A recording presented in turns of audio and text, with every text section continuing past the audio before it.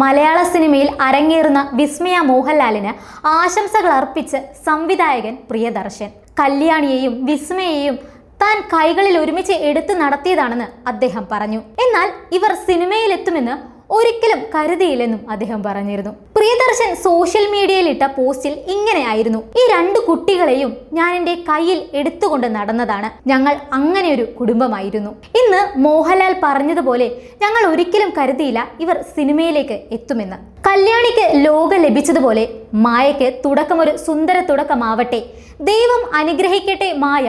ഇതാണ് പ്രിയദർശന്റെ വാക്കുകൾ. കഴിഞ്ഞ ദിവസം കൊച്ചിയിലെ ക്രൗൺ പ്ലാസ ഹോട്ടലിൽ നടന്ന ചടങ്ങിൽ മോഹൻലാലും വിസ്മയയും സഹോദരൻ പ്രണവ് മോഹൻലാലും ക്ലാപ്പ് അടിച്ചുകൊണ്ടാണ് സിനിമയ്ക്ക് തുടക്കം കുറിച്ചത്.